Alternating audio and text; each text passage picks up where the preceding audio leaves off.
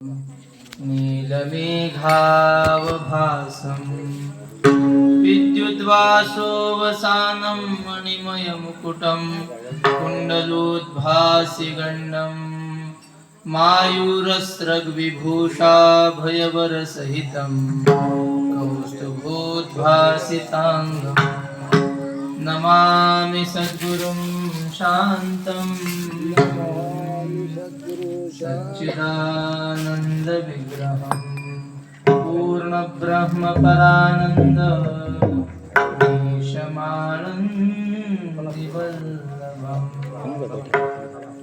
सम्पाद्य ज्ञानं च विधाय भक्तिं विलोकितो येन समाधिराजः वैराग्यवन्तं सुविचारयुक्तं नमामि योगं शिरसा कुर्वन्तं जगद्गुरु तुकाराम महाराज की जय। यत्र यत्र रघुनाथ कीर्तनं तत्र तत्र कृतमस्तकाञ्जलिं बाष्पवारि परिपूर्णलोचनं मारुतिं नमत राक्षसान्तकम्। जगद्गुरु तुकोबारायांचे चरित्र आपण अत्यंत भाग्यवान की आपल्याला तुकोबारायांच्या चरित्र गंगेमध्ये स्नान करण्याचं भाग्य मिळत आहे। जगामध्ये प्रत्येकाच्या जीवनामध्ये चरित्र असते, प्रत्येकाचं स्वतंत्र चरित्र आहे। आपल्याही जीवनामध्ये चरित्र आहे, पण आपल्या जीवनातून काही फारसे शिकायला भेटत नाही। एखाद्या माणसाला जर आपण उभं केलं आणि त्याला विचारलं तुमचं चरित्र सांगा, तो काय सांगेल? लहानपणी खेळलो बागडलो, नंतर शाळेत शिकलो, नंतर विवाह झाला, विवाह झाल्यानंतर कष्ट केले, लेकरं बाळ सांभाळले, त्यांना शिकवलं, म्हातारा झालो, एवढं चरित्र सांगू शकतो। जास्त काही पराक्रम सामान्य माणसाच्या जीवनात नसतो। पण साधू संतांच्या जीवन चरित्राच्या अवलोकनाने आपल्याला काहीतरी विशेष लाभ होतो। लाभ म्हणण्याचं कारण असं, त्यांच्या जीवनामध्ये आलेले प्रसंग आपल्याला काहीतरी शिकवतात। ज्ञानेश्वर महाराजांचं चरित्र ज्याने मन लावून ऐकलं तो मनुष्य जीवनात कधीच आत्महत्या करणार नाही। आत्महत्या केव्हा करतो मनुष्य? आपला फार मोठा अपमान झाला तर, जीवनामध्ये मोठं अपयश आलं की लोक आत्महत्या करतात। आता 10वी 12वीचे निकाल लागलेत आणि त्या निकालामध्ये काही मुलं नापास झाले की आत्महत्या करतात। का? समाजामध्ये तोंड दाखवू वाटत नाही, लोक अवहेलना करतात। अरे हा नापास झाला, हा मूर्ख आहे, याला अभ्यास करता येत नाही, असं लोक बोलतील या भीतीने तो आत्महत्या करतो। पण त्याने जर ज्ञानेश्वर महाराजांचं मुक्ताबाईचं चरित्र ऐकलं तर तो कधीच आत्महत्या करणार नाही। का? कारण ज्ञानेश्वर महाराजांनी एवढा अपमान सहन केला, त्यांच्या अपमानापुढे आपला अपमान काहीच नाही। ज्ञानेश्वर महाराजांनी किती अपमान सहन केला आपल्याला माहिती आहे। मुक्ताबाईने किती अपमान सहन केला। मुक्ताबाईला मांडे करून द्यायचे होते आपल्या भावाला, म्हणजे निवृत्तीनाथांना मांडे खायची इच्छा झाली। आपल्या सगळ्यांना चरित्र माहिती आहे। आणि ते मांडे करून देण्यासाठी मुक्ताबाई गावामध्ये निघाली खापर आणायला। गावातल्या कुंभाराने खापर दिलं नाही। कुंभाराची चूक नव्हती, गावामध्ये विसोबा खेचर नावाचा माणूस, त्याने कुंभाराला सांगितलं खबरदार खापर द्यायचं नाही। एकदा कुंभारानं दिलं, त्याने फोडून टाकलं। आणि पुन्हा जेव्हा मुक्ताबाई ते खापर फोडलेलं पाहिलं, रडत घरी आली, ते निवृत्तीनाथांनी पाहिलं। निवृत्तीनाथांनी विचारलं बाई का रडतेस? असं म्हटल्यावर मुक्ताबाईने कारण सांगितलं। मुक्ताबाई म्हणते दादा, तुला मांडा खायचा होता म्हणून मी खापर आणण्यासाठी गावात गेले, त्या विसोबा काकांनी मला खापर तर मिळू दिलं नाही आणि मला भेटल्यावर मला त्यांनी मारलं। कार्टे, संन्याशाचे कार्टे, तुम्ही लोकांचं उरलेलं शिळं पाकं, शिळ्या भाकरी खायच्या, हे चांगलं चुंगलं खायचे तुमचं नाही, हे आम्ही श्रीमंतांनी खायचे असतात, पुरणपोळ्या मांडे, असं म्हणून माझा अपमान केला। आणि मग मुक्ताबाईची समजूत निवृत्तीनाथांनी काढली। ठीक आहे म्हटले, काही नाही, आपला जन्म पक्वान्न खाण्यासाठी नाही, लोकांच्या शिव्या खाण्यासाठीच आपला जन्म आहे. मग हे ज्याने ऐकलं तो मनुष्य जीवनात कधीच आत्महत्या करणार नाही. कारण त्याला वाटतं, अरे ज्ञानेश्वर महाराजांनी, मुक्ताबाईंनी एवढं सहन केलं, आपण तर किस झाडकी बत्ती, आपण तर अपमान सहनच केला पाहिजे. हे साधू संतांच्या जीवनातून आपल्याला शिकायला मिळतं. सामान्य माणसाच्या जीवनातून हे शिकायला मिळत नाही. म्हणून संतांचं चरित्र ऐकलं पाहिजे. काहीतरी आपल्याला लाभ झाल्याशिवाय राहत नाही. आणि कुणाला इथं यावं वाटतं ऐकायला, ज्याच्या आई वडिलांची काहीतरी पुण्याई असेल, त्यालाच वाटतं घरून उठावं कूलर समोरून इथं येऊन बसावं. नाहीतर आता कूलरच्या बाजूला बसण्याची वेळ नाही. आज किती 45च्या वर होतं म्हणतात टेम्परेचर, हे की नाही. आता इथं आपण एवढ्या वाऱ्याला बसलो तरी घाम येऊन राहिला. मग आता कूलरची हवा सोडा वाटते का घरची? नाही. पण इथं आल्यानंतर काहीतरी आपल्याला लाभ मिळतो, आणि तो लाभ इतर कुठेही मिळत नाही. टीव्हीवरच्या मालिका पाहिल्याने लाभ मिळत नाही. 8:30 वाजता असते ना काहीतरी प्रेमाची गोष्ट, लोक पाहत बसतात टीव्ही पुढे. काय शिकायला मिळतं? जे आपल्या घरात चालू आहे तेच टीव्हीत दाखवतात. ते सासू सुनायचे भांडणं, दुसरं काय असते. पण इथं आल्यानंतर आमचे गुरुजी सांगायचे, इथला एक क्षण सुद्धा वाया जायचा नाही. अहो इथं येऊन झोपलं तरी वाया जात नाही, एक तरी शब्द कानावर पडेल की नाही. आमच्या गुरु महाराजांनी गोष्ट सांगितली होती. गावामध्ये असा सप्ताह चालू होता, आणि सप्ताहाला सगळी गावातली लोक जायची. पण एक जरा श्रीमंत माणूस, त्याला काय आवडत नव्हतं हे. मग तो काही कीर्तनाला जात नव्हता. मग काल्याचा दिवस, काल्याच्या आधीचा दिवस, जागराचा दिवस. आणि मग त्याचे मित्रमंडळी म्हटले, अहो पाटील, एवढा मोठा सप्ताह चालू आहे, सगळे लहान लेकरं येतात, पावल्या खेळतात, चला एक दिवस तरी कीर्तन ऐकून बघा तरी खरी. आणलं कसं तरी बळच आणलं. आणल्याबरोबर महाराजांच्या पुढेच बसवलं. एकच चालू राहील तरी जमते. बर, आणल्याबरोबर आता श्रीमंत माणूस मागे कसे बसवतील, आणल्याबरोबर महाराजांच्या पुढेच बसवलं. आणि आल्या आल्या आता मोठा माणूस आला की लोक म्हणतात, या या या, असं म्हटले लोक, या या या. त्याने ते ऐकलं आणि मग पुढे आसन केलं, बसा बसा बसा असं लोक म्हणले. बस तेवढंच ऐकलं त्याने, या या या बसा. बसला की लगेच डोळ्यात लागला.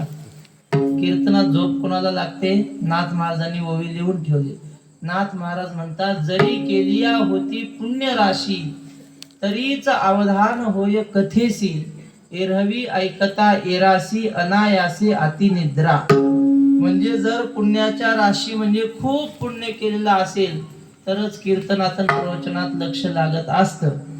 आणि जर पापाच्या राशी केलेल्या असल्या तर मग कीर्तनाला येताना गादी आणायची गरज नाही, उशी आणायची गरज नाही, आल्याबरोबर गाढ झोप लागते. बर, बसा खाली. खाली बस बर, मग त्या बुवाजीला पुढे बसवलं. बसल्या बसल्या ते झोपले. फक्त काय ऐकलं होतं? या या बसा बसा, एवढंच ऐकलं. आणि झोप लागली. झोप लागल्यानंतर कीर्तन झालं. कीर्तन झाल्यानंतर शेवटचं ज्ञानदेव तुकाराम भजन असतं की नाही, ते भजन झालं. आणि मग पुंडलिक वरदा करून लोक उठायला लागले. उठायला लागल्यावर मग ह्याला जाग आली.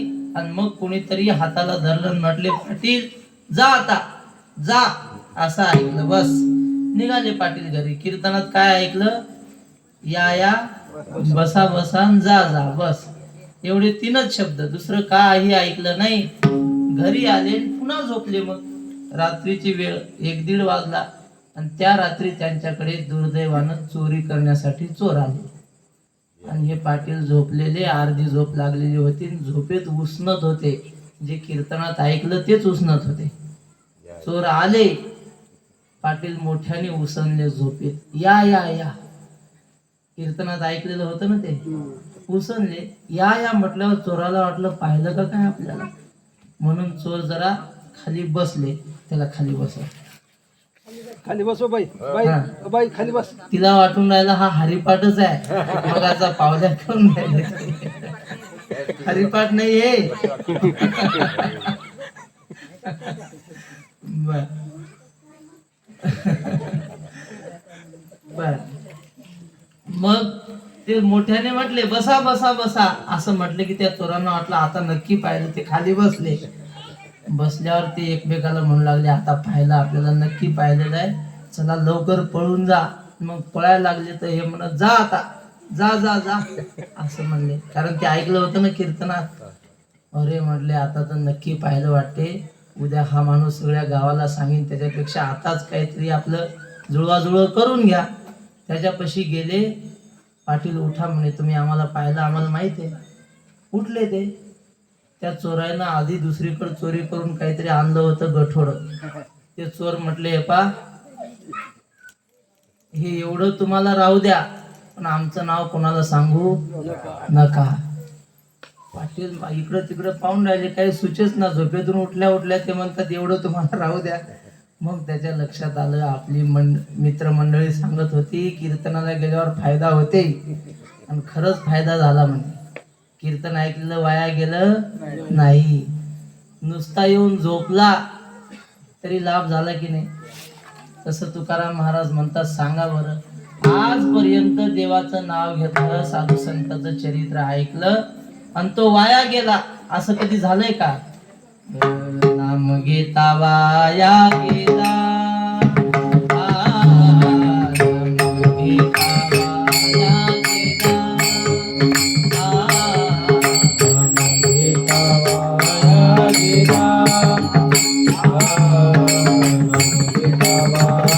गेला, नाम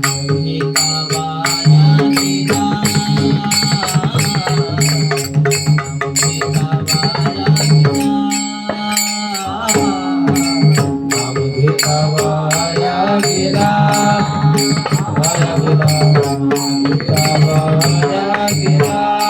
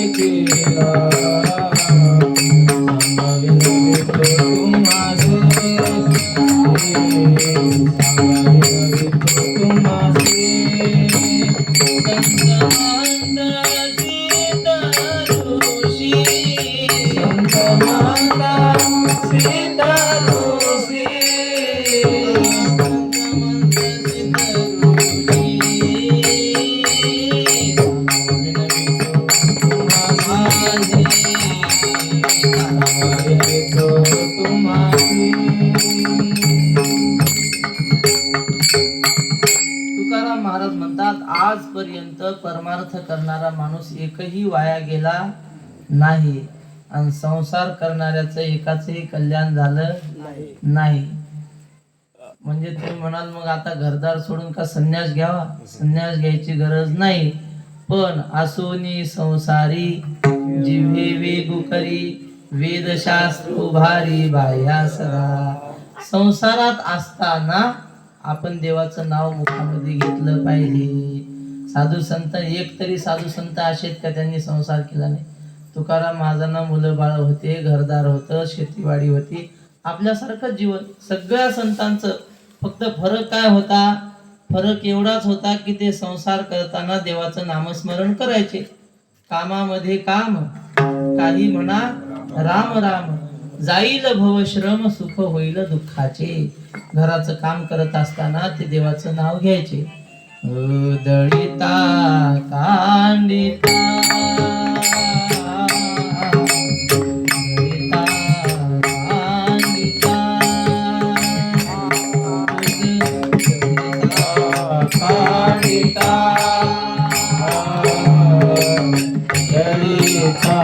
कांडिता,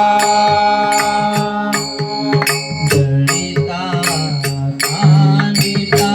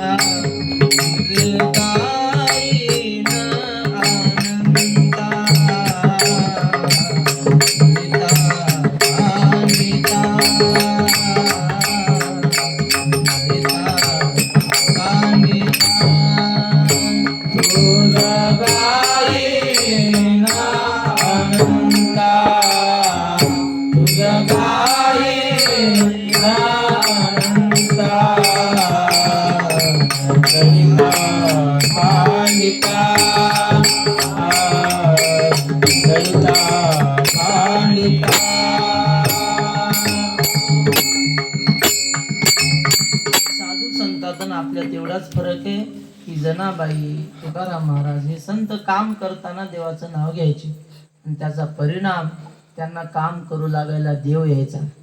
सहज आठवलं म्हणून सांगतो. जनाबाई पहाटे 4 वाजता उठून जात्यावर दळण दळायची आणि दळण दळत असताना काय म्हणायचं, जात्यावर पिक्चरचे गाणे म्हणायचे. काय म्हणायच्या जुन्या माता भगिनी? हा, सुंदर माझी जाते गे फिरते बोलते गे, ओव्या गाऊ कौतुके तू ये रे बा विठ्ठला, बोला कौतुके तू ये रे बा विठ्ठला, ओव्या गाऊ कौतुके तू ये रे बा विठ्ठला, ओव्या गाऊ कौतुके तू ये रे बा विठ्ठला, सासू आणि सासरा, सासू आणि सासरा, दीर तो तिसरा, दीर तो तिसरा, ओव्या गाऊ भंडारा तो ये रे बा विठ्ठला,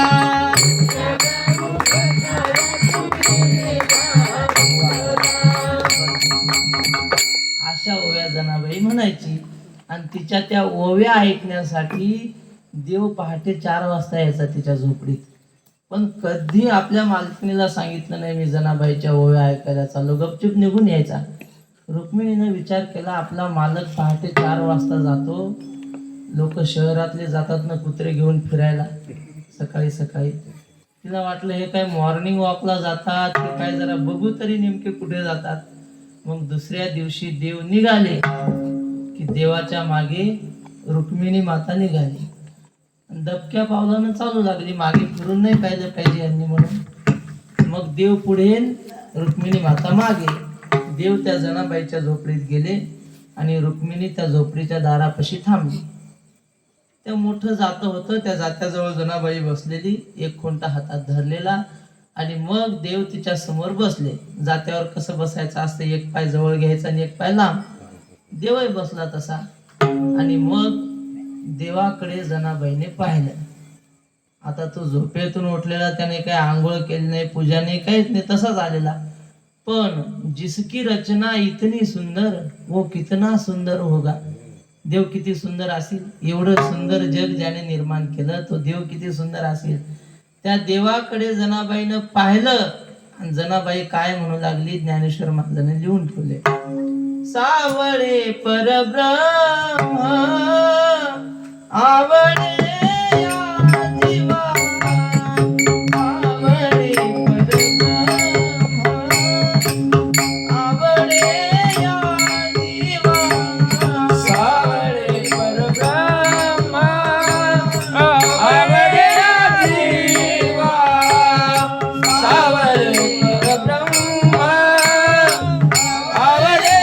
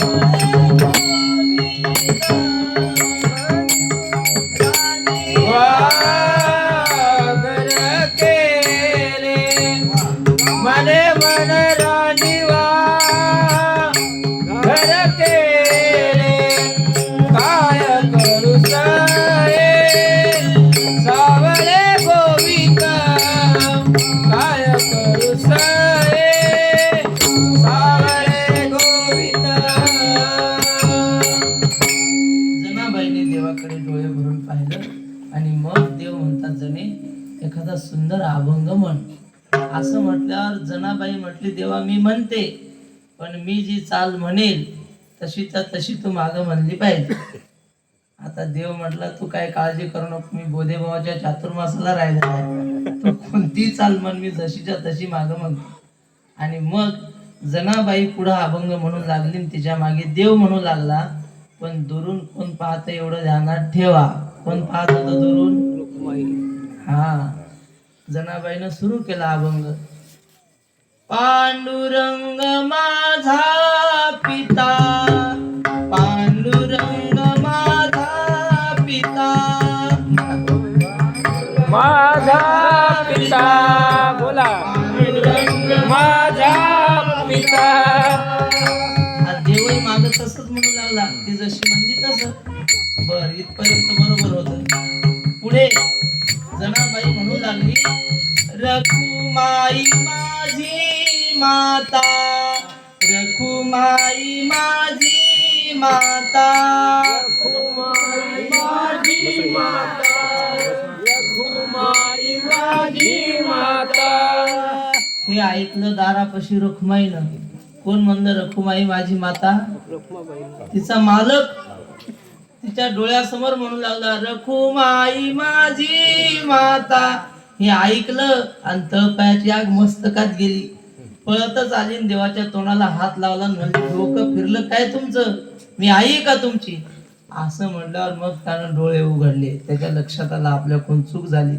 पण देव म्हटला, रुक्मिणी खरं सांगू, या जनीच्या जवळ मी आलो की माझं डोकंच फिरतं. वेडा झाला, वेडा झाला, लाचावला भक्तीसी. कशासाठी सांगितले? हे साधू संतांनी देवाला घरचा हमाल करून ठेवलं. कशाने?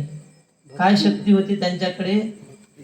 फक्त नामस्मरण, दुसरं काही नाही. काम करताना प्रेमानं देवाचं नाव घ्यायचं. आणि आपल्या जुन्या साधू संतांनी आपल्याला हेच शिकवलं. आपल्याला काय त्यांनी सांगितलं नाही रोज यज्ञ केला पाहिजे, काही तप अनुष्ठान केले पाहिजे, काही करू नका. हरिमुखे म्हणा, हरिमुखे म्हणा, पुण्याची गणना, पुण्याची गणना,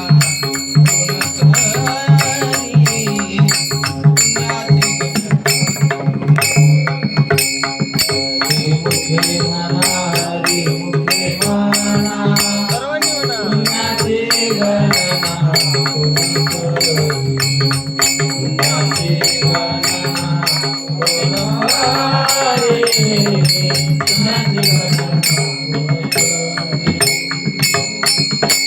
साधू संतांनी आपल्याला स्वतः आचरण करून हा भक्तीचा मार्ग दाखवला की आपण काम करत असताना देवाचं नामस्मरण केलं पाहिजे. आणि अशा साधू संतांच्या चरित्रातून आपल्याला काहीतरी भक्तीची शिकवण मिळते. म्हणून आपण हे साधू संतांचं चरित्र पाहत आहोत. जगद्गुरु तुकोबारायांचं चरित्र आपण क्रमाने पाहत असताना काल आपण तुकोबारायांच्या जीवनातला प्रसंग हा पाहिला की तुकाराम महाराजांनी वेगवेगळ्या पद्धतीनं घर कुटुंब चालवण्यासाठी व्यवसाय केला, 4 पैसे मिळवण्याचा प्रयत्न केला. तुकाराम महाराज जसे पैसे कमवतात, व्यवहार करतात, धंदा करतात, तसे आपणही करतो. साधू संतांनी वागून दाखवलं. आम्ही काही देव अवतारी नाही असलो तरी त्यांनी तैसे संत जगी क्रिया करोनी दाविती अंगी. तुकाराम महाराजांनी असं लिहिलंय, अर्भकाचे साठी कोणते हाती धरली पाठी. शाळेत शिक्षक असतात 1ली 2रीला आणि ते मुलांना 1-2 शिकवतात. मग लहान मुलं असतात त्यांना काही जमत नाही. मग ते शिक्षक काय करतात, त्या लेकराच्या हातात खडू देतात. त्या लेकराचा हात आपण हातात धरतात आणि त्याला सांगतात 1 असं काढायचं. बर, पुन्हा 2 असं त्या पोराच्या हाताला धरून शिकवतात. पहिलं त्याला सांगतात, हे बघ तुला लिहिता येत नाही ना, मग काही नाही, फक्त आधी ग काढायला शिकायचा. गणेशाचा ग काढला आणि पुन्हा त्या ग ला आडवी रेष ओढली की झाला मग, है की नाही. पुन्हा वरची उभी रेष मोडली की झाला न, है ना. पुन्हा गोल मोडून खाली रेष ओढली की झाला त. असं गुरुजी त्याच्या हाताला धरून शिकवतात की नाही. आता खरं सांगा, गुरुजी फळ्यावर अ आ इ काढतात. गुरुजी तर ग्रॅज्युएट झालेले आहेत आणि ते अ आ इ का काढतात? ते गुरुजी स्वतःसाठी नाही, त्या लेकराला यावं म्हणून ते गिरवतात. तसे साधू संत सुद्धा तुम्हा आम्हाला कळावं, जीवन कसं जगायचं असतं हे कळावं म्हणून जीवन जगून दाखवतात. तसे तुकाराम महाराज आपल्याला जीवन जगून दाखवतायत. त्यांच्या जीवनामध्ये आलेले दुःखाचे प्रसंग आपण काल पाहत होतो. तुकोबारायांनी घर प्रपंच चालवण्यासाठी व्यवसाय सुरू केला, पण भयंकर दुष्काळ पडल्यामुळे तुकोबारायांच्या जीवनावर आघात झाले. पहिल्यांदा वयाच्या 17व्या वर्षी तुकाराम महाराजांचे आई वडील दोघेही मरण पावले आणि त्यानंतर तुकाराम महाराजांची मोठी भाऊजाई तीही मरण पावली. तुकोबारायांवर एका मागून एक दुःखाचे आघात होत होते आणि असे आघात चालू असताना भयंकर दुष्काळ पडला. एवढा भयंकर दुष्काळ पडला की लोकांची जनावरं चाऱ्याविना तरफडून मरू लागली. जनावरं मरतील ह्यात काय नवल, माणसं सुद्धा अन्नाविना तरफडून मरू लागली. तुकोबारायांच्या घरचा प्रसंग असा, तुकाराम महाराजांची मोठी पत्नी म्हणजे तिचं नाव रुक्मिणी, पहिली पत्नी, ती आजारी होती आणि आजारी असताना हा दुष्काळ पडलेला. तुकाराम महाराज आपल्या पत्नीच्या जवळ येऊन बसले. तिनं सांगितलं, अहो मला भूक लागली, काहीतरी खायला मिळेल का? तुकाराम महाराज म्हटले, मी बघतो जरा. घरात इकडं तिकडं पाहिलं, घरात काही नव्हतं. शेजारी पाजारी काही मिळतं का म्हणून मागायला गेले. लोक म्हटले, आम्हालाच खायला काही नाही, तुम्हाला कुठून द्यावं? असं म्हटल्यानंतर तुकाराम महाराज कंटाळून घरी आले आणि कुठंतरी थोडंसं तांब्याभर पाणी गाडग्यात होतं तेवढं आणलं आणि ते पाणी घेऊन पत्नीच्या जवळ येऊन बसले आणि तो पाण्याचा तांब्या तिच्या तोंडापाशी धरला. तिनं तोंड फिरवलं. ती म्हटली, पाणी नाही, मला भाकर पाहिजे, पोटात भूक लागली. तुकाराम महाराजांनी डोळ्यात पाणी आणलं, खाली पाहू लागले. तिच्या लक्षात आलं, हे काय आता आपल्याला भाकरी देऊ शकत नाहीत. तुकाराम महाराजांच्या मांडीवर पत्नीनं डोकं ठेवलं आणि अन्नाविना त्यांची पत्नी त्यांच्या डोळ्यासमोर तरफडून मेली. काय दुःख झालं असेल. गावचा पाटील माणूस एकेकाळचा आणि त्यांची पत्नी त्यांच्या समोर अन्न करता मेली. हे काही कादंबरीतलं नाही, तुकाराम महाराजांनी स्वतः लिहून ठेवले. दुष्काळे आटिले द्रव्य नेला मान, स्त्री एक अन्न करता मेली. अशी परिस्थिती झाली की लोकांना तोंड दाखवायला जागा राहिली नाही. कसं तोंड दाखवणार? अहो, स्वतःच्या पत्नीला अर्धी भाकर जर आपण देऊ शकलो नाही तर लोकांसमोर कसं तोंड दाखवणार? तुकाराम महाराज खाली मान घालून चालायचे आणि गावातले लोक तुकाराम महाराजांना शिव्या द्यायचे. अरे म्हटले, तू ही पांडुरंगाची भक्ती सुरू केली ना, त्याच्यामुळे तुझं वाटोळं झालं. आमच्यासारखा धंदा कर, काही देवाचं नाव घेऊ नको. कोणाचं चांगलं झालं आजपर्यंत देवाचं नाव घेणाऱ्या? लोक असं सांगू लागले. तुकाराम महाराज म्हणायचे, का रे, आमच्या घरी दुःख झालं, आमच्या घरचे माणसं मेले आणि बाकीच्या लोकांचे मरतच नाहीत का? आम्ही देवाचं नाव घेतो म्हणून मरतात म्हणता? या बाबा पुढे. रामकृष्ण हरी विठ्ठल केशवा, रामकृष्ण हरी विठ्ठल केशवा, रामकृष्ण हरी विठ्ठल केशवा, रामकृष्ण हरी विठ्ठल केशवा, रामकृष्ण हरी विठ्ठल केशवा, रामकृष्ण हरी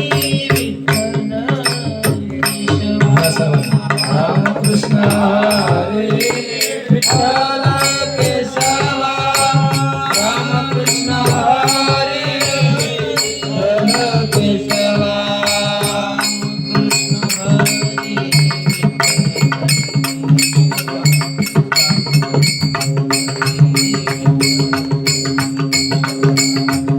कृष्ण हरी विठ्ठल केशवा, रामकृष्ण हरी विठ्ठल केशवा. आज आपलं चरित्र श्रवण करण्याच्या निमित्ताने आपल्याला दर्शन देण्यासाठी गुरुवर्य महाराज समोर येऊन बसलेत. आपलं भाग्य आहे. वारकरी स्वतःही आहेत आणि वारकऱ्यांची सेवाही करतात. त्यांचं घर म्हणजे वारीच्या वाटेला आहे, पंढरपूरच्या जवळ. त्यामुळं सारखे वारकरी त्यांच्या रस्त्याने येतात जातात आणि ते वारकऱ्यांची सेवा करतात. असे महाराज आपल्याला दर्शन द्यायला आलेत. आपलं भाग्य. आपल्याला मी सांगत होतो की तुकोबारायांची धर्मपत्नी त्यांच्या समोर अन्न करता मरण पावली.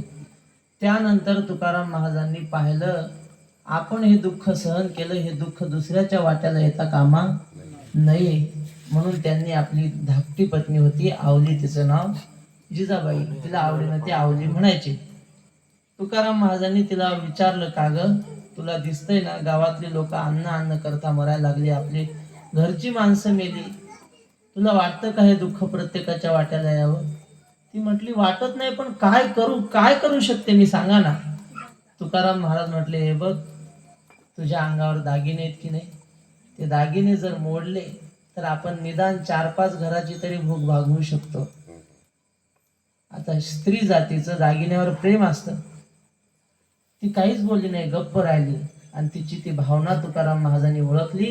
तुकाराम महाराज म्हटले, आवले, तुझ्या दागिन्यापेक्षा माणसाचं जीवन महत्वाचं आहे की तुझे दागिने महत्वाचे आहेत सांग. तिनं आपल्या गळ्यातले सगळे अलंकार काढले, काही कपाटात ठेवले होते ते सगळं काढलं आणि तुकाराम महाराजांच्या हातात दिलं. तुकाराम महाराजांनी ते सगळं सोनं पुण्याला नेऊन मोडलं, त्याचे काय पैसे येतील ते घेतले आणि त्या पैशाने गाडीभर धान्य, म्हणजे काय 10-5 पोते गहू ज्वारी काय मिळाली तेवढी विकत आणली आणि ती धान्यानं भरलेली गाडी देहूमध्ये घेऊन आले. हे गावातल्या लोकांनी पाहिलं. ज्यांच्या घरी कणभरही अन्न नव्हतं त्यांना गाडी धान्याची भरलेली पाहिल्यावर किती आनंद झाला असेल. एकाला एक सांगत सांगत सगळ्या गावभर बातमी पसरली. गर्दीच्या गर्दी तुकाराम महाराजांच्या दारात आली. ती धान्याची गाडी पाहिली आणि सगळी गर्दी त्या गाडी समोर जमा झाली आणि मग काय लोकांनी ते पोते फोडली. ज्याच्या हाताला येईल तेवढं धान्य प्रत्येक जण, कोणी उपरण्यात बांधून, कोणी टोपल्यात, कोणी पोतच उचलायला लागलं आणि अशी नासधूस ते धान्याची करू लागले. तुकाराम महाराजांना वाईट वाटलं. तुकाराम महाराज म्हटले, अरे अशी मस्ती करू नका, रांगेत लागून घ्या, प्रत्येकाला मिळेल. पण लोक ऐकायला तयार नव्हती. पोटामध्ये भूक लागलेली आणि लोक ते धान्य घेऊन चालले. आवलीनं विचारलं, महाराज माझे दागिने मोडलेत ना, बघा कशी लोक समाधानाने घेतात का. तुकाराम महाराज म्हटले, आपलं काम आपण केलं, आपलं कर्तव्य होतं लोकांना मदत करणं. आता कसं घ्यायचं हे लोकांनी ठरवायचं. लोकांनी काही शिस्तीत घेतलं नाही आणि लोक धान्य घेऊन गेल्यानंतर 4-5 दिवसांनी कोणीतरी म्हणजे तर्क काढला. म्हटले, का रे 5-10 पोते धान्य यांनी लोकाला वाटलं, याचा अर्थ याच्या घरातही काहीतरी 2-3 पोते असले पाहिजे तुकाराम बुवाच्या, असल्याशिवाय लोकांना वाटतंय का माणूस. म्हणजे यांनी घरात 2-4 पोते ठेवले असतील आणि मग 15-20 लोकांचा जमाव तुकाराम महाराजांच्या दारासमोर आला. मोठ्याने हाक मारली, ओ तुकोबा बाहेर या. तुकाराम महाराज बाहेर आले आणि मग ते लोक म्हटले, खाओ तुमच्या घरात काही धान्य आहे का. तुकाराम महाराज म्हटले, गड्या माझ्या घरात जर धान्य असतं तर माझी पत्नी तरफडून मेली असती का. अरे तुम्हाला मिळावं म्हणून माझ्या पत्नीचे दागिने मोडून मी तुम्हाला खाऊ घातलं. लोक म्हटले, हा लबाड आहे. पाटील लोक लबाड असतात म्हटले, याने काहीतरी घरात लपून ठेवलं असणार आणि मग तो जमाव तुकाराम महाराजांच्या घरात शिरणार. तेवढ्या नाही, जाऊ द्या, सगळे पाटील लोक नसतात लबाड. मग तो जमाव तुकाराम महाराजांच्या घरात शिरणार. तेवढ्यात गावचे कोणीतरी म्हातारे जुने गृहस्थ होते, त्यांना कोणीतरी जाऊन बातमी सांगितली. ते काठी टेकवत तिथे आले आणि तुकाराम महाराजांच्या दारात येऊन उभं राहून लोकांना सांगू लागले, बघा जर तुकाराम महाराजांच्या घरात कोणी शिरला तर माझ्या इतकं वाईट नाही म्हणे कोणी. अरे तुम्हाला लाजा वाटल्या पाहिजे. या माणसाने स्वतःच्या घरदाराची राख रांगोळी करून गावाला मदत केली आणि तुम्ही त्याच्या घरात शिरता. कुठं पाप फेडसान एवढे. अरे हे संत आहेत, हा साधा माणूस नाही. तुम्हाला ह्याचं महत्व कळत नाही. तुकाराम महाराजांच्या काळातल्या लोकांना तुकाराम महाराज समजलेच नाही. आपणही त्या काळात असतो तर आपणही तेच केलं असतं. गजानन महाराज समजले का त्या काळातल्या लोकांना. काय नाही. वक्ते आबा म्हटले, आमची आत्या होती म्हणे शेगावला आणि ती आत्या सांगे ते गजानन महाराज तेव्हा शेगावात फिरायचे असे वेड्यासारखे. मग दारात आले की बाया म्हणायच्या, पोरी वा गण्या आला ग, त्याला भाकर द्या. गण्या म्हणायचे गजानन महाराजांना. आणि आताच्या लोकांना महत्व कळलं, तेव्हा काही नाही. तसं तुकाराम महाराजांचं महत्व त्या काळातल्या लोकांना काही समजलं नाही, पण काही जाणकार होते त्यांना मात्र समजायचं. आणि मग त्या पाटलाच्या धाकाने, त्या वृद्ध माणसाच्या धाकाने ते लोक परत निघून गेले. आणि मग तुकाराम महाराजांच्या लक्षात आलं की आता सगळ्या लोकांचं दुःख काय आपण निवारण करू शकत नाही, आपण आता देवाला हाक मारली पाहिजे. म्हणून तुकाराम महाराज घर सोडून कोणाला न सांगता भामचंद्र डोंगराच्या दिशेनं निघाले. देहूच्या उत्तरेला भामचंद्र डोंगर आहे, देहूच्या पश्चिमेला भंडारा, दक्षिणेला घोराडेश्वर आणि उत्तर दिशेला भामचंद्र डोंगर आहे. त्या भामचंद्र डोंगराच्या दिशेनं तुकाराम महाराज निघाले आणि भामचंद्र डोंगरावर आले. तिथं भामनाथाचं दर्शन घेतलं आणि भामनाथाच्या थोडं वर गेल्यानंतर एक गुफा होती दगडी, त्या दगडी गुफेमध्ये बसले आणि निश्चय केला, आता जोपर्यंत पांडुरंगाचं दर्शन होणार नाही तोपर्यंत आता मांडी मोडायची नाही. अशी मांडी घातली आणि भजन करत बसले, विठ्ठल विठ्ठल विठ्ठल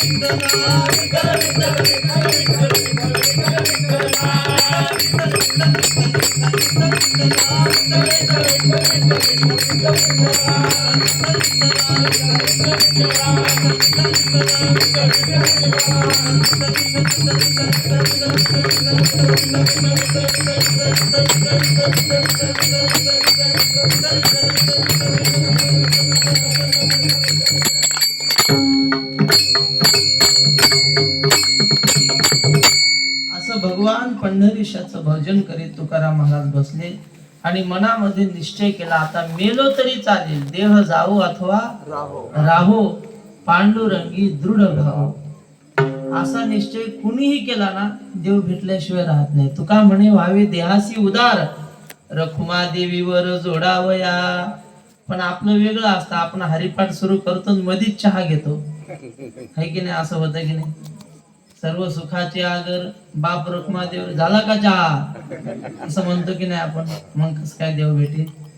कधीतरी जीवावर उदार होऊन भक्ती केली की मग मात्र ती देवापर्यंत पोहोचल्याशिवाय राहत नाही. तुकाराम महाराजांनी निश्चय केला, जर देव नाही भेटला तर इथंच मरायचं, पण देवाची भेट घेतल्याशिवाय आता माघारी जायचं नाही. तुकाराम महाराज त्या गुफेमध्ये भजन करत बसले, डोळे लावले ते डोळे उघडायला तयार नाही. 7 दिवस झाले. 7व्या दिवशी तुकाराम महाराजांना असा आवाज यायला लागला. आवाज म्हणजे साप असा फुटकारे मारतो की नाही, तसा आवाज यायला लागला. मोठाच्या मोठा साप तुकाराम महाराजांच्या भोवती फिरत होता. तो साप नव्हता, साक्षात देव आला होता आणि तो तुकाराम महाराजांच्या भोवती सापाच्या रूपाने फिरत होता. तुकाराम महाराजांना लक्षात आलं की हा देव आहे, पण तुकाराम महाराजांनी डोळे उघडले नाही. तुकाराम महाराज म्हटले, देवा, हे असं सापाच्या रूपात आणि जनावराच्या रूपात असं तर रोजच दर्शन होतं आम्हाला. जगात सगळे पुरुष वर्ग, माता भगिनी, हे झाड झुडप, हे कोण आहेत? देवाचेच रूप आहेत ना. हा, तुका म्हणे सर्प विंचू नारायण, सगळे देवाचेच रूप आहेत. पण देवा, या असल्या रूपात आम्हाला तुझं दर्शन घ्यायचं नाही, तू जसा आहेस तसा दिसला पाहिजे. कसा आहे देव? करकटावरी तुळशीच्या करकटावरी तुळशीच्या करकटावरी तुळशीच्या करकटावरी तुळशीच्या ऐसे डोळा नवी हरी,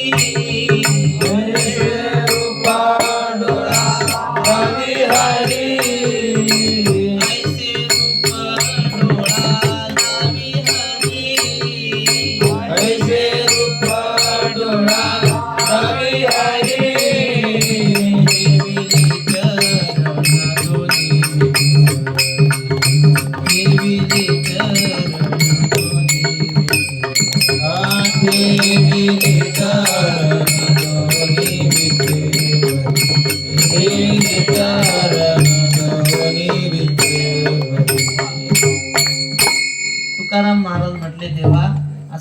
बापाच्या रूपात मला तुला पाहायचं नाही, तू जसा आहेस कर कटावरी, म्हणजे कमरेवर हात ठेवलेले, गळ्यामध्ये तुळशीच्या माळा, ठेविले चरण दोन्ही विटेवरी, ऐसे रूप हरी दावी डोळा, असं रूप मला दाखव, मग मी डोळे उघडतो. आणि मग असे तुकाराम महाराज 15 दिवस तिथं बसून राहिले. आणि 15व्या दिवशी जगद्गुरु तुकोबारायांना देवाने त्या गुफेत दर्शन दिलं. ती गुफा अजून आहे. 15 दिवसा माझी साक्षात्कार झाला, विठोबा भेटला निराकार, भामगिरी पाठारी वस्ती जाण केली, वृत्ती स्थिरावली परब्रह्मी, निर्वाण जाणोनी आसन घातले, ध्यान आरंभिले देवाजीचे, सर्प विंचू व्याघ्र अंगासी झोंबले, पिडूजे लागले सकळी, दीपकी कर्पूर जैसा तो विराला, तैसा देह झाला तुका म्हणे. तुकाराम महाराज अनुष्ठानाला बसल्यावर त्यांच्या अंगावर विंचू यायचे, साप यायचे, पण घाबरले नाही. अनुष्ठान चालू राहिलं. 15व्या दिवशी तुकाराम महाराजांना देवाचं दर्शन झालं. पण घरून निघाले होते, कुणाला काहीच सांगितलं नव्हतं कुठं चाललो. पण तुकाराम महाराजांचा लहान भाऊ, त्याचं नाव कान्होबा, त्यांनी निश्चय केला, माझा भाऊ कुठे आहे ही जोपर्यंत मला कळणार नाही तोपर्यंत मीही अन्न खाणार नाही. आणि मग देहूच्या परिसरातल्या प्रत्येक गावात जायचं कान्होबाने, अहो आमचे भाऊ दिसले का, तुकाराम बुवा इकडे आले का, असं लोकांना विचारायचं. पण कोणीच आले म्हणून सांगत नव्हतं. फिरत फिरत 15व्या दिवशी ते कान्होबा म्हणजे तुकाराम महाराजांचे भाऊ त्या भामगिरी पर्वताच्या दिशेने आले आणि त्या गुफेच्या जवळ आले. आणि आल्यानंतर देव भक्तांचा संवाद चालू होता. म्हणजे पांडुरंगाचं दर्शन तुकोबाराय घेत होते. पांडुरंगाने तुकाराम महाराजांना उचललं, कडेवर घेतलं. जसे आई एखाद्या आपल्या लेकराला कडेवर घेते की नाही, तसं देवानं तुकाराम महाराजांना कडेवर घेतलं आणि त्या दोघांचा संवाद चालू होता. तेवढ्यात कान्होबा तिथं आले, म्हणजे तुकाराम महाराजांचे भाऊ. त्यांनी पाहिलं, काय आनंद झाला असेल महाराज. देव भक्तांचं दोघांचंही दर्शन झालं.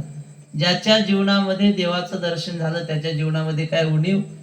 कान्होबारांनी समाधानाने दोघांचे दर्शन घेतलं. देव अंतर्धान पावले आणि मग कान्होबारा तुकोबारायांना घेऊन देहूच्या दिशेने निघाले. इंद्रायणीच्या जवळ आले आणि आल्याबरोबर तुकाराम महाराज म्हटले, कान्होबा मी घरी येतो पण एका अटीवर येतो. कान्होबाने विचारलं, दादा काय अट आहे तुमची. दादानी म्हणजे तुकाराम महाराजांनी सांगितलं, हे बघ लोकांना आपण कर्ज वाटलेलं आहे, आपल्या वडिलांनी लोकांना कर्ज दिलेलं आहे, त्या कर्जाच्या वह्या आपल्या घरात आहेत.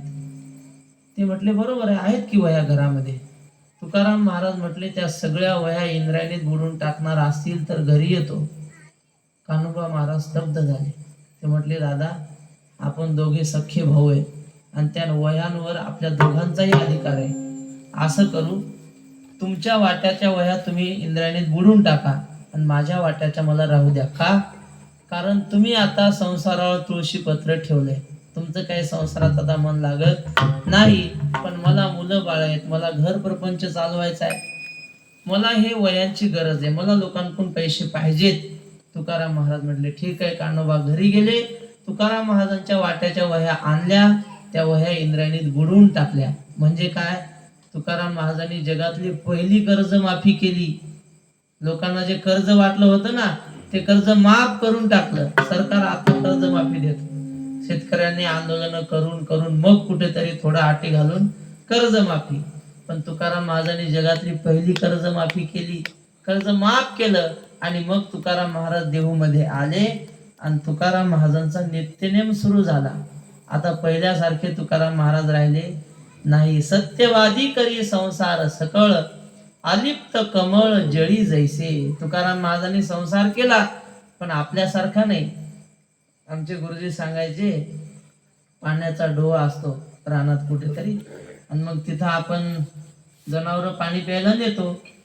समजा पाण्याच्या डोहावर आपण शेळ्या पाणी प्यायला नेल्या, बकऱ्या. मग ते बकऱ्या कसं पाणी पितात, त्या डोहाच्या भोवताल जातात, कुठे कोरडी जागा आहे ती कोरडी जागा पाहतात, तिथं पुढचे 2 पाय असे वाकवून गुडघ्यावर बसतात आणि मग आलादी पाणी पितात. आदर पाणी गडूळ करीत नाही. शेळ्या अशा शिरतात का त्या डोहात? शिरत नाहीत. आलाद पाणी पितात, गडूळ पाणी करत नाहीत आणि परत माघारी फिरतात. साधू संत असा संसार करतात. म्हणजे संसार गढूळ करत नाही. आणि आपण कसा संसार करतो, मग त्या डोहावर म्हशी पाणी प्यायला न्यायची. म्हशी कशा पाणी पितात?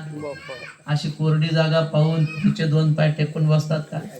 काही नाही, पहिलं डोहात शिरणार, सगळं पाणी गढूळ धिंगाणा करणार, मग वाटलं तर पिणार आणि त्याच्यातच बसणार पुन्हा, मग मारून बाहेर काढावं लागतात. तसं आपलं संसारात वागणं म्हणजे म्हशीसारखं, सगळं गढूळ करून टाकायचं, धिंगाणा सगळा, कशाचा कशाला मेळ नाही. मग आपल्याला कान मेल्यावरच बाहेर निघतो आपण संसारातून, त्याच्या आधी नाही. साधू संतांचं असं नसतं, शेळीसारखा अलिप्त राहून प्रपंच परमार्थ दोन्ही एकेची काळी भोगितो ज्ञानी. ते गीत पंचदशी नावाचा ग्रंथ आहे आणि त्याच्यामध्ये त्यांनी असं लिहिलंय, ज्ञानी माणूस कसा संसार करतो. प्रपंच परमार्थ दोन्ही एकेची काळी भोगितो ज्ञानी. प्रपंच परमार्थ दोन्ही सरोवरी तो अर्ध बुडाला, वरी ऊन खालती पाणी. प्रपंच परमार्थ दोन्ही. एखादा माणूस पाण्यामध्ये उभा आहे, कमरे इतक्या पाण्यामध्ये, वर त्याचं अर्ध शरीर उन्हात असतं आणि अर्ध पाण्यात असतं. तसा महात्मा संसारात अर्धा असतो आणि परमार्थामध्ये अर्धा असतो. आपण पूर्ण संसारात असतो आणि महात्मा अर्धा परमार्थ आणि अर्धा संसार. असे तुकाराम महाराज परमार्थ करू लागले. त्यांचा नित्यनेम असा, पहाटे 4 वाजता उठावं, भगवंताच्या मंदिरात जाऊन काकडा करावा आणि काकडा झाल्यानंतर इंद्रायणीचं स्नान करावं, पांडुरंगाची पूजा करावी आणि पूजा झाल्यानंतर तुकाराम महाराज हातात विणा घ्यायचे आणि विणा घेऊन तडक डोंगरावर भजन करायला निघून जायचे. का जायचे बरं? माणसाच्या जीवनामध्ये कधीतरी एकांतात चिंतन घडलं पाहिजे, त्याशिवाय माणसाच्या जीवनाचा विकास होत नाही. योग साधनेमध्ये पहिली गोष्ट आहे की आपण एकांतात जाऊन शांत बसायला शिकलं पाहिजे. आपण जर असं बक्षीस ठेवलं की अर्धा तास फक्त शांत बसायचं, काहीच करायचं नाही, मांडी घालायची आणि काही हातपाय हलवायचे नाही, डोका हलवायचं नाही, फक्त पापण्या लावतात तेवढ्या ठीक, पण बाकी शरीराचा कुठलाच अवयव हलवायचा नाही. असं जर म्हणलं तर आपण बसू शकतो का अर्धा तास शांत? काहीतरी असा पाय तरी होईल, असं तरी होईल, डोकं तरी खाजवीन माणूस, असं होतं की नाही? का होतं असं? आपलं डोकं काही खाजत नसतं, पण ती सवय झालेली असते असं करायची, काहीतरी हात हलवायची. हे मन आपलं आपल्याला शांत बसू देत नाही. तुकाराम महाराजांनी तर असं लिहिलंय, हागताही खोडी आणि चळण मोडविते काळी. माणसं कुठंच शांत बसत नाहीत, पण तुकाराम महाराजांनी पहिली साधना केली. जीवन यशस्वी व्हायचं असेल तर पहिलं आपण शांत बसायला शिकलं पाहिजे. काही नाही, रोज एकच सराव करायचा, 5 मिनिट एका जागेवर हातपाय न हलवता शांत बसून राहायचं. एवढा जरी आपण सराव केला ना, आपला सत्वगुण वाढायला लागतो. कुत्रा असतं की नाही, ते कुत्र उन्हाच्या वेळी सावलीला जाऊन झोपतं एखाद्या झाडाखाली आणि पुन्हा 10-5 मिनिटं झाले की उठतं, इकडं तिकडं पाहतं आणि पुन्हा दुसऱ्या सावलीला जाऊन झोपतं दुसऱ्या झाडाच्या. पुन्हा तिथं 10-15 मिनिटं झाले की उठतं, दुसऱ्या तिसऱ्या सावलीला जाऊन झोपतं. का बरं? पहिल्या झाडाला सावली नव्हती का? सावली होती, पण त्याचा चंचलपणा त्याला एका जागी बसू देत नाही. मग मानवी जीवनाचा विकास व्हायचा असेल तर आपण एका जागी बसून शांत चित्तानं देवाचं चिंतन करायला शिकलं पाहिजे. आणि तो अभ्यास करण्यासाठी तुकाराम महाराज घरदार सोडून वनाच्या दिशेने निघाले. कारण असं असतं, गावात आपण राहिलो, जशी लोक असली तसे आपले विचार होतात. आपण जर चोराच्या जवळ बसलो तर आपल्या मनामध्ये चोरीचे विचार येतात. बैसता चोरा पाशी तैसी होय बुद्धी, देखताची चिन्ही मन धावे. आपण जर चोरापाशी बसलो तर मनात चोरीचे विचार येतात. आपण जर व्यभिचार्यापाशी बसलो, व्यभिचार्यापाशी बैसता क्षणभरी, देखताची नारी मन धावे. मग आता गावात साधू संत कोणी असले तर बसावं त्यांच्याजवळ. असतात का साधू संत? साधू संत गावात नसतात, शक्यतो सामान्य माणसं. आणि तुकाराम महाराजांना माहित होतं, मग अशा माणसात बसण्यापेक्षा जंगलात जाऊन रानात बसलेलं परवडलं. पण या सामान्य लोकात नको, म्हणून तुकाराम महाराज वनामध्ये निघाले. आणि तिथं जाऊन काय करत होते तुकाराम महाराजांचा एक प्रसिद्ध अभंग आहे. वृक्षवल्ली आम्हा सोयरे वनचरे, वृक्षवल्ली आम्हा सोयरे वनचरे, वृक्षवल्ली आम्हा सोयरे वनचरे, वृक्षवल्ली आम्हा वृक्षवल्ली आम्हा सोयरे वनचरे, वृक्षवल्ली आम्हा सोयरे वनचरे, वृक्षवल्ली आम्हा सोयरे वनचरे, वृक्षवल्ली आम्हा सोयरे वनचरे.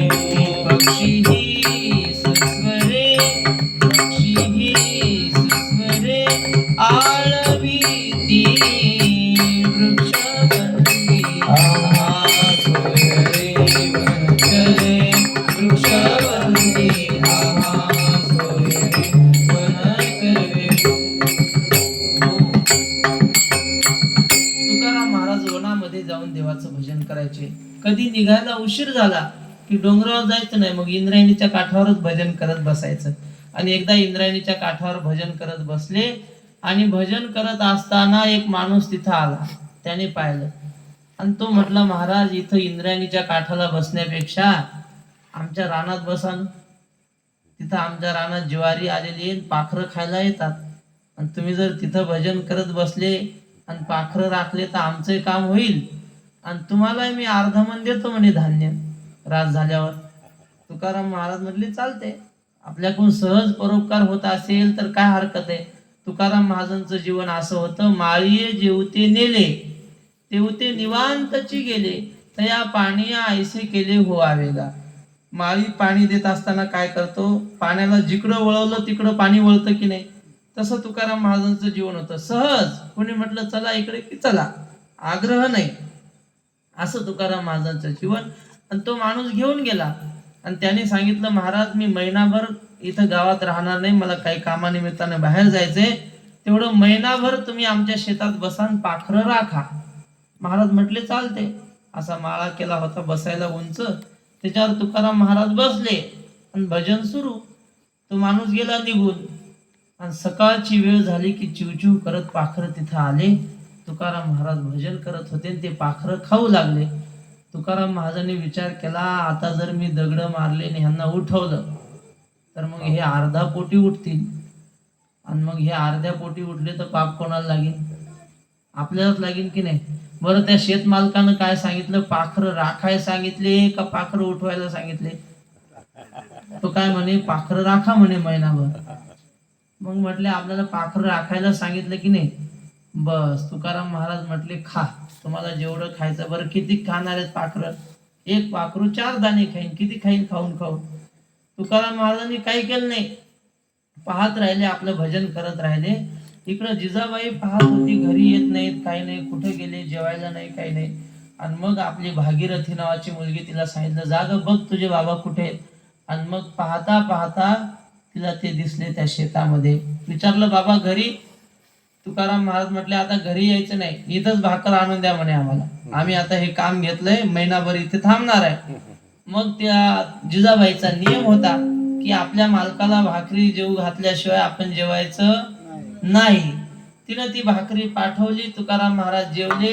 इकडंच इंद्रायणीला आंघोळ करायचे आणि रात्री शेतातच झोपायचे. असा नित्यनेम सुरू झाला. सकाळी पाखरं आले, खाऊ लागले. तुकाराम महाराजांनी पाहिलं, संध्याकाळ झाली. आणि मग तुकाराम महाराज त्या पाखरांना म्हणू लागले, का रे संध्याकाळ झाली, आता उडून जाणं. पुन्हा अंधार पडल्यावर तुम्हाला घर, तुमचे रस्ते सापडायचे नाही. आणि मग तुकाराम महाराज त्यांना उडवायला लागले. ते पाखरं चालले उडून. पण मग जाताना त्यांनी काही सोबत नेलं नाही धान्य. तुकाराम महाराजांना आश्चर्य वाटलं, काय हुशार आहेत म्हटले पाखरं, काय भूक असेल ते इथं भागवतात पण सोबत घेऊन जात नाही. तुकाराम महाराज म्हटले, देवा असं आम्हाला कधी करशील? माणसाचं जीवन असं असतं का? माणसं पंक्तीला जेवतात आणि जाताना तांब्यात गिलासात भरून बुंदी नेतात. नेतात की नाही? प्रसाद नेतो म्हणतात आणि एवढा प्रसाद असतो मागच्या पंक्तीला काहीच राहत नाही. असं असतं का? तुकाराम महाराज म्हटले देवा असं जीवन पाहिजे. तिथल्या तिथं 2 दाणे खाल्ले, रिकाम्या हाताने उडून चालले पाखरं. नाथ महाराजांनी हाच दृष्टांत दिला आणि पक्षासारखं आपण जगलं पाहिजे असं आपल्याला शिकवलंय. पक्षी अंगणी उतरती,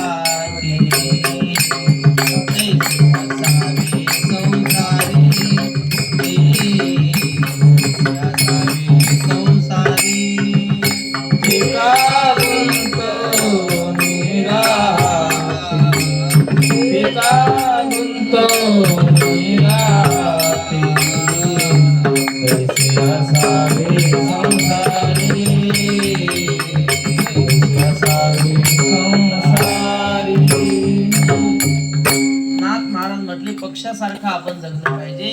तुकाराम महाराजांना आश्चर्य वाटू लागलं. देवाला प्रार्थना करू लागले, देवा ऐशी दशा येईल माझ्या अंगा, अशी अवस्था माझ्या जीवनात कधी येईल पक्ष्यांसारखी. आणि मग ते पाखरं उडून जाताना पाहिले. असं करत करत महिना गेला आणि महिना झाल्यावर तो शेतीचा मालक आला शेतात. पाहतो तर सगळ्या कणसाकडे पाहिलं, एका एका कणसाला फक्त 2-3 दाणे दिसत होते. बाकी सगळं तो काय म्हणतात त्याला भुसाच राहिला कणसाला. आणि मग असा राग आला तुकाराम महाराजांचा, असा दाताखाली ओठ चावला आणि तुकाराम महाराजांच्या जवळ आला. नाही त्या शिव्या देऊ लागला. तो म्हटलं, का रे, कुठून मला दुर्बुद्धी सुचली, तुला हे काम दिलं मी? अरे एक तरी कणीस नीट आहे का? सगळं पाखरांनी खाऊन घेतलं. तुकाराम महाराजांनी त्याला हात जोडले आणि त्याला सांगितलं, बाबा तुम्हाला काय म्हणला होता जातानी? पाखरं राखा म्हणला होता ना, मग राखले म्हणे पाखरं. त्यानं कपाळ बडवून घेतलं, म्हणे किती बुद्धू आहे माणूस हा. हे बुद्धू होते का हो? बुद्धू नव्हते, पण प्राणी मात्रावरची दया. त्याने तुकाराम महाराजांच्या हाताला धरलं, गावात ओढून नेलं. पंचायती समोर गावातल्या सगळ्या लोकांना गोळा केलं आणि सांगितलं, हे पा, याला मी अर्धा मन धान्य कबूल केलं होतं, महिनाभर शेत राखायला दिलं होतं, त्यानं सगळं पाखराला खाऊ घातलं, म्हणे आता आमचा न्याय करा. असं म्हणल्यावर मग गावच्या लोकांनी तुकाराम महाराजांना विचारलं, खरं आहे का? तुकाराम महाराज म्हटले, अगदी खरं आहे. त्यांनी मला महिनाभर शेत राखायला ठेवलं आणि माझ्याकडून ते सगळं पाखराला खाऊ घातलं गेलं. काय शिक्षा असेल ते मी भोगायला तयार आहे. त्या गावातल्या लोकांनी शेतकऱ्याला विचारलं, का रे, तुला दरवर्षी किती धान्य होतं? त्याने सांगितलं 2 खंड्या होतं. 2 खंड्या म्हणजे किती? 40 पोते काय? किती? बर, काय असेल ते असेल त्या काळातलं किंवा त्या भागातलं माप. 12 पोत्याची खंडी असेल, नाही तर 20 पोत्याची असेल. 2 खंड्या होते असं त्यांनी सांगितलं. आणि मग लोक म्हणले, तुकाराम बुवा आहे का 20 खंड्या देण्याची ऐपत? तुकाराम महाराज म्हटले, काही नाही बा, आपल्याकडे तर काही नाही. मग घर लिहून द्या. तुकाराम महाराजांचं घर लिहून घेतलं गावकऱ्यांनी. आणि मग सगळे गावकरी शेत पाहायला निघाले. तर सगळे कणस असे भरून आलेले, प्रत्येक कणसाला दाणे असे टपुरे दाणे आणि प्रत्येक कणीस भरून आलेलं.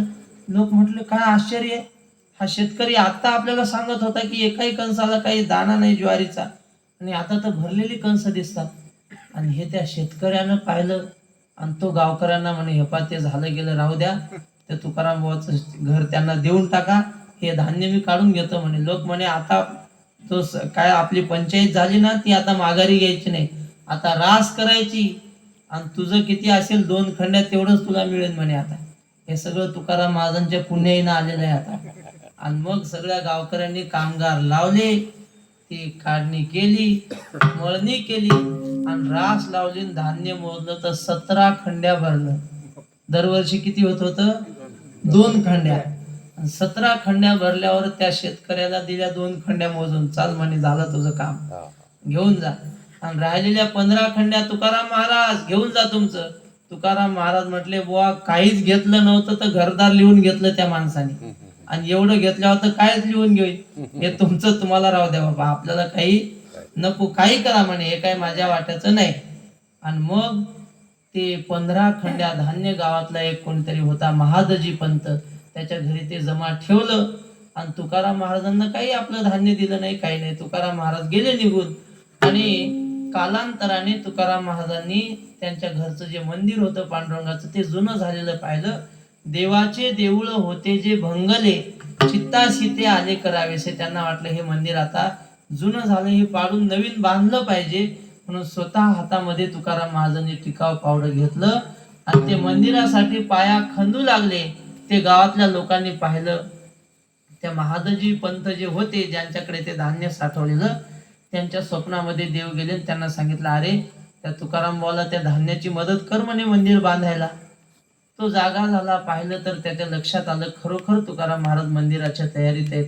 गेला आणि त्या 15 खंड्या धान्याचे जेवढे काही पैसे येतील तेवढे पैसे आणले आणि त्या पैशाने तुकाराम महाराजांना मंदिर बांधून दिलं.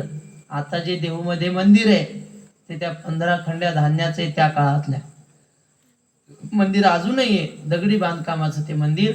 तर त्या धान्याच्या पैशाने ते मंदिर बांधलेलं आहे.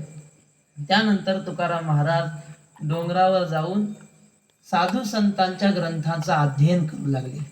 ज्ञानेश्वर महाराजांची ज्ञानेश्वरी, एकनाथ महाराजांचे एकनाथी भागवत, भगवद्गीता आदी करून सगळ्या ग्रंथाचं ते वाचन करू लागले. ग्रंथ का वाचले पाहिजे? साधू संतांनी झाडाचा पाला पाचोळा खाऊन आपल्यासाठी ग्रंथ निर्माण केले. तुकाराम महाराजांचा गाथा असेल, ज्ञानेश्वरी असेल, ते ग्रंथ जर आपण वाचले नाही तर आपल्याला कधीच मोक्ष मिळू शकत नाही. आपल्यावर 3-4 प्रकारचे ऋण असतात. पहिले उपकार, पहिलं ऋण म्हणजे आपल्या मायबापाचं.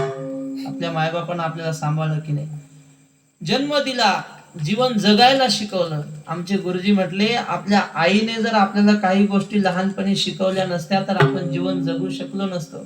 लहान लेकरू असतं, काही उचललं की तोंडात घालतं.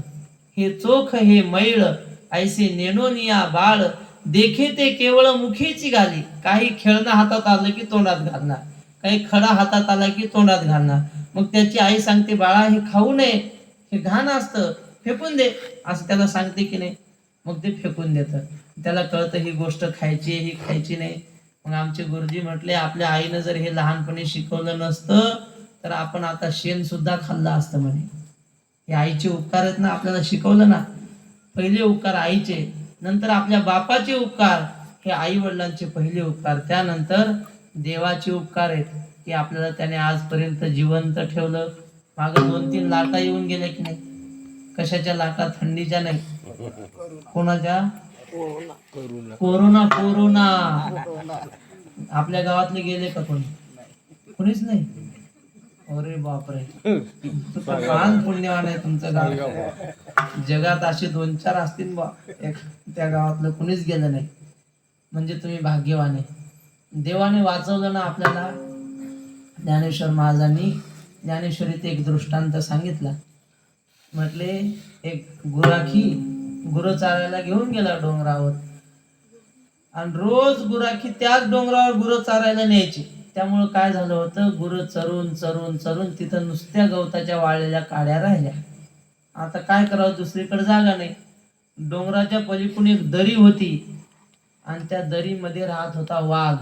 त्यामुळे त्या दरीत कुणी जनावर चारायला नेत नव्हतं. आणि या गुरांमध्ये, जनावरांमध्ये एक बैल होता. त्या बैलानं दरीत असं डोकावून पाहिलं. दरीत पाहिल्यावर त्याला हिरवंगार गवत असं वाऱ्याने लप लप असं हलताना त्याने पाहिलं आणि झुळझुळ पाण्याचा झरा दिसला. तो बैल मनात विचार करू लागला, का रे, हे खुटाडं खाण्यापेक्षा ते हिरवंगार गवत आहे ते खाऊ नये. मग तो बैल निघाला तिकडे. ते गुराख्यानं पाहिलं, हा दरीकडे चालला. गुराख्यानं अडवलं, मोऱ्या मोऱ्या म्हणून अडवलं, पण तो काही नाही. बैल असतो, बैल कुठे ऐकत असतो का. त्यानं त्या गुराख्याच्या डोक्यावरून उडी टाकून गेला दरीत. आणि गेल्यावर मग काय भरपूर गवत खाल्लं. का खाल्लं? वाघ झोपला होता गुफेत जाऊन, कुठेतरी शिकार करून आला. आणि मग पोटात भूक नसल्यावर वाघाच्या पुढे जरी माणूस उभा राहिला तर वाघ खात नाही असं म्हणतात. आपण काय अनुभव घेतला नाही? तुम्ही घ्या आणि मग मला येऊन सांगा.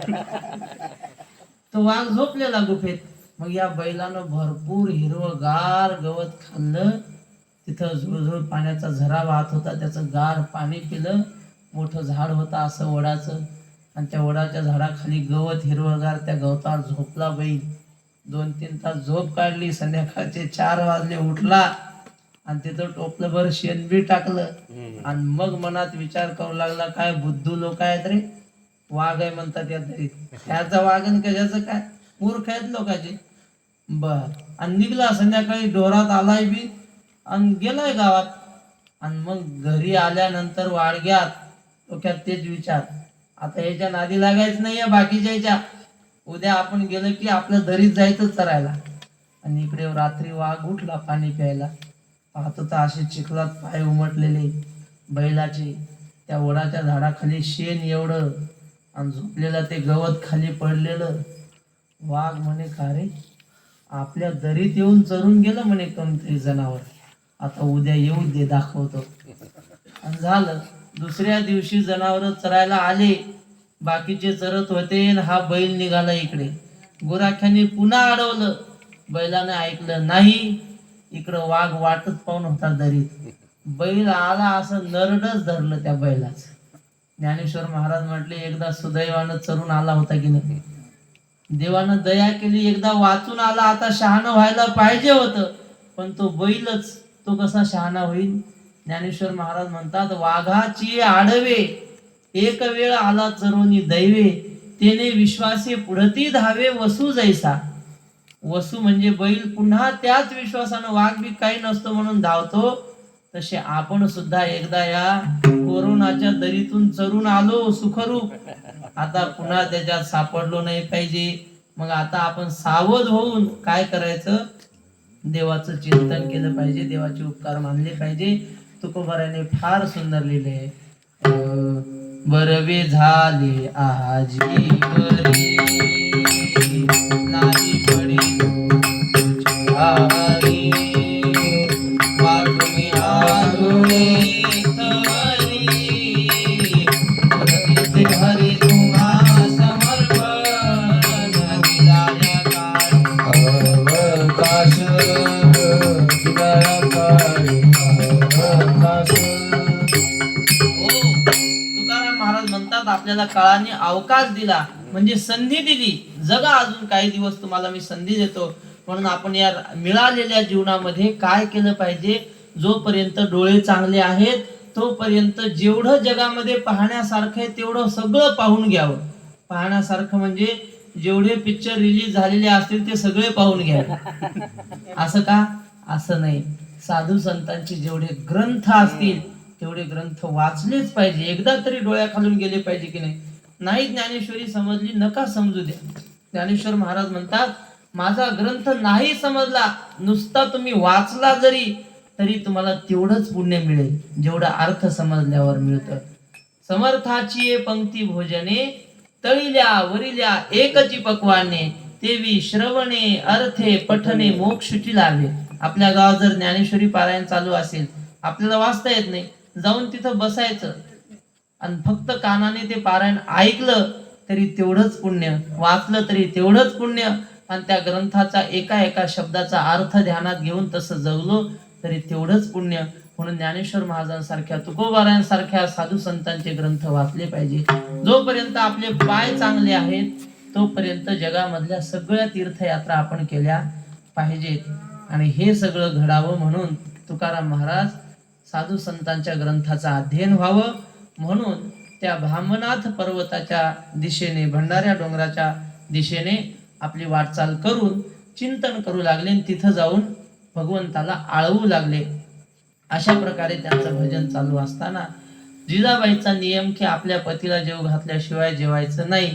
मग जिजाबाई काय करायची, दुपारचे 12 वाजले की भाकरी बांधायच्या, त्या टोपल्यात घ्यायच्या, एक पाण्याचं गाडगं घ्यायचं आणि पर्व त्या डोंगराच्या दिशेने जिजाबाई निघायची. पण जिजाबाई निघाली की 3 डोंगराच्या 3 वाटा होत्या, एक सरळ भंडाऱ्याकडे, एक भामचंद्राकडे आणि एक घोराड्याकडे. त्या चौकात जिजाबाई यायची आणि विचार करायचे, आता कसं ओळखायचं हे कोण्या डोंगरावर गेले. मग ते भाकरीचं टोपलं बाजूला ठेवायचं, आणि रस्त्याला कान लावायचा. जुने आपले साधू संत सांगतात, जिजाबाईनं कान लावला. ज्या रस्त्याने तुकाराम महाराज गेलेले असतील त्या रस्त्याच्या मातीतून विठ्ठल विठ्ठल असा ध्वनी निघायचा. काय ताकद असेल नामस्मरणाची. तुकाराम महाराजांच्या पायाचा स्पर्श ज्या मातीला झाला त्या मातीतून सुद्धा विठ्ठल विठ्ठल असा आवाज निघत होता. हा त्यांचा महिमा. आणि आपल्या प्रवचनात कीर्तनात आपण लोकांना डोकं बडवून जरी सांगितलं विठ्ठल विठ्ठल म्हणा, तर लोक विठ्ठल विठ्ठल म्हणत नाहीत आणि त्यांच्या पायाला लागलेली माती विठ्ठल विठ्ठल म्हणत होती. काय शक्ती असेल. आणि मग त्या रस्त्याने जिजाबाई भाकरी घेऊन निघायची. असा नित्यनेम चालू होता. पतिव्रतेचा काय महिमा असतो महात्म्यांनी सांगितलंय. एक पतिव्रता माऊली आणि एक संन्यासी आपला भिक्षा मागण्यासाठी निघाला. तपश्चर्या करणारा साधू होता. 12 वर्ष तप केलं आणि संन्यासी असून भिक्षा मागण्यासाठी निघाला. आणि निघाल्यावर वरून एक घार जात होती. ती घार उडत असताना त्या घारीने घाण टाकली. नेमकी या संन्याशाच्या नाकावरच पडली. राग आला आणि राग आल्यावर त्याने प्रयोग करून पाहिला. आपलं 12 वर्ष तप झालं ना, आपलं तप पूर्ण झालं की नाही परीक्षा तरी करून पाहू म्हणून त्याने त्या रागाने घारीकडे पाहिलं. रागाने पाहिल्याबरोबर ती घार आकाशातच पेटली आणि जळतच खाली पडली. खाली पडल्यावर त्याला लक्षात आलं की आपल्या तपश्चर्येला फळ मिळालं, म्हणजे आपली तपश्चर्या पूर्ण झाली. नुसतं रागानं पाहिलं तर घार जळून मेली की नाही. आणि पुन्हा त्याने काहीतरी मंत्र म्हणला आणि त्या घारीला जिवंत केलं. ती घार पुन्हा उडून गेली. आणि तो संन्यासी भिक्षा मागण्यासाठी असा आपल्यासारखं गाव, त्या गावामध्ये आला. एका घराच्या समोर उभा राहिला आणि मोठ्याने आरोळी दिली. ओम भवती भिक्षां देही अशी आरोळी दिली. घरातून आवाज आला. म्हणजे घरात ती पतिव्रता माऊली होती. तिने सांगितलं, महाराज थोडा वेळ थांबा, मी माझ्या पतीची सेवा करते, आलीच असं म्हणून तिने आवाज दिला. हे महाराज 10 मिनिटं थांबले, 15 मिनिटं थांबले, 20 मिनिटं झाले आणि त्यांना राग आला. राग आल्यावर ती बाई भिक्षा घेऊन आली. त्या बाईकडे हे रागाने पाहत होता. कोण? हा संन्यासी. आणि मग ती बाई म्हटली, महाराज रागाने काय पाहता, मी काय ती घार आहे का म्हणे जळून मरायला.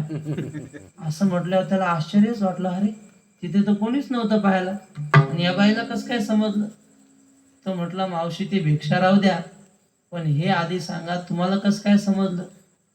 ती बाई म्हटली, नाहम बला का विप्रर्षे हतावा जीविता पुन्हा, म्हणजे मी काय ती घार नाही, मेलीन पुन्हा जिवंत तुम्ही केली. असं म्हटल्यावर त्याने विचारलं, मावशी तुम्हाला समजलं कसं ते सांगा. ती म्हटली, महाराज तुम्ही 12 वर्ष तप केलं, त्या तपाचं फळ तुम्हाला मिळालं. मी माझ्या आयुष्यात काही तप केलेलं नाही, काही साधना केली नाही, फक्त मी माझ्या पतीची मनाभावाने सेवा करते आणि ती सेवा केल्यामुळे पुढच्या माणसाकडे बघितल्याबरोबर मला समजतं म्हणे याच्या मनात काय चालू आहे आणि याने काय केलंय आतापर्यंत, सगळं मला समजतं. कशामुळे? फक्त मनाभावाने देव समजून पतीची सेवा केली. बस एवढीच साधना माझ्या जीवनामध्ये आहे. तो संन्यासी महात्मा असून त्या बाईच्या पाया पडला आणि दर्शन घेऊन निघून गेला. कशासाठी सांगितलं? पतीच्या सेवेचं हे सामर्थ्य आहे. पण पती तसे वागले पाहिजे ना. पती जर रोज संध्याकाळी लेझिम खेळत घरी येत असतील तर मग कसं काय पाया पडा वाटणार. पण या भारतीय संस्कृतीचं वैशिष्ट्य की इथं काय सांगितलंय, स्वामी काज गुरु भक्ती पितृवचन सेवापती. अशा प्रकारे जिजाबाई सुद्धा आपल्या नवऱ्याची सेवा करत असताना भाकरी घेऊन डोंगरावर चालली होती. आणि एके दिवशीचा प्रसंग, जिजाबाईच्या डोक्यावर भाकरीचं घमेलय आणि वरून ऊन तापतंय, खाली पायामध्ये काही चप्पल नाही, पाय भासतायत. अशा अवस्थेमध्ये वर डोंगर चढत असताना जिजाबाईचं लक्ष वर डोंगराकडे होतं. खाली पायाखाली काटा आला, याच्यावर काही लक्ष नाही. आणि एक लांब असा बाभळीचा काटा होता, त्या काट्यावर जिजाबाईचा पाय पडला आणि तो काटा एवढा मोठा होता की तो काटा तळपायात शिरला आणि वरून निघाला. रक्ताची धार लागली आणि त्या अवस्थेमध्ये जिजाबाईला चक्कर आली. जिजाबाई खाली पडल्या. हातातलं पाण्याचं गाडगं होतं, ते गाडगं फुटलं. भाकरी एका बाजूला पडली. थोड्या वेळानं जाग आली. जिजाबाई पाहते तर रक्ताची धार वाहते. काटा काढण्याचा प्रयत्न केला पण काटा काही निघत नव्हता, चांगला पायामध्ये शिरलेला. आता काय करावं म्हणून जिजाबाई चिंता करू लागली आणि आपल्या प्रारब्धाला दोष देऊ लागली. मग कुठल्या मागच्या जन्मात पाप केला असेल म्हणून मला असा नवरा भेटला म्हणे. काही संसारात मदत करत नाही, काही काम धंदा करत नाही, उठला विणा घेतला की निघाला डोंगरावर. त्या काळ्यानं माझ्या नवऱ्याला वेड लावलं म्हणे. काळा म्हणजे कोण? काळा म्हणजे विठ्ठल. अशी देवाला शिव्या देऊ लागली. आणि पुन्हा तिनं विचार केला, म्हणे मी आता त्या काळ्याला हाक नाही मारणार, तो येईल माझा काटा काढेल, पण मला हसेल म्हणे, मला शिव्या देते आणि म्हणून तुला काटा टोचला असं तो म्हणेल, म्हणून देवाला आता हाक मारणार नाही. म्हणून स्वतःच्या प्रारब्धाला दोष देऊ लागली. तेवढ्यात एक छोटासा मुलगा, त्याच्या हातामध्ये काठी, खांद्यावर घोंगडं टाकलेलं, डोक्याला उपरणं बांधलेलं, गुडघ्या इतकं धोतर, आणि असा तो मुलगा, शेतकऱ्याचा गुरं राखणारा मुलगा, तो जवळ आला. विचारला, आई का खाली बसल्यात? तिने सांगितलं, अरे बाळा, पायात काटा मोडला, जरा काढतो का काटा? तो मुलगा जवळ आला. जवळ आला आणि जवळ आल्यावर त्याने तो जिजाबाईचा पाय हातामध्ये घेतला आणि हा काटा काढू लागला. तिनं सांगितलं, बाळा हळूच काटा काढ बर का. तो म्हटला, मावशी काही काळजी करू नका, मला काटे लय चांगले काढता येतात. लय जणांचे काटे काढले. तो बाळ कोण होता? हा पांडुरंगच होता. त्याने असा काटा काढला, तिला कळूच दिलं नाही काटा कधी निघला. आणि असा हात फिरवला, रक्तही गेलं आणि पायाची जखमही गेली. ती म्हटली, का रे, मला तर समजलं नाही कसा काटा काढला. तो म्हटला, मावशी मला काटा काढण्याचा सराव झालेला, आम्ही गुरं वळणारी माणसं, रोज कोणाच्या तरी पायात काटा मोडतो. आणि मग जिजाबाईचा काटा काढल्यावर थोडा तो बाजूला गेला, कमरेवर हात ठेवले, एका दगडावर उभा राहिला. आणि जिजाबाईनं पाहिलं, मग तिला दिसला, हातात दगड घेऊनच माग लागली त्याच्या. कशाला आलास म्हणे, माझ्या नवऱ्याला वेडं केलं. आणि मग जिजाबाई आपल्या भाकरीचा घमेला घेऊन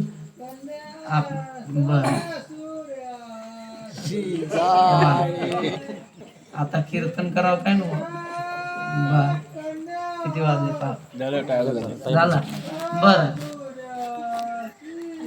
गेली कन्या सासुरेची. बस बस बस, झालं, आपली वेळ झाली आता. त्याचं कीर्तन चालू आहे. हा, बर, ते देवाचं असते. आपली अलाराम झाला आपला.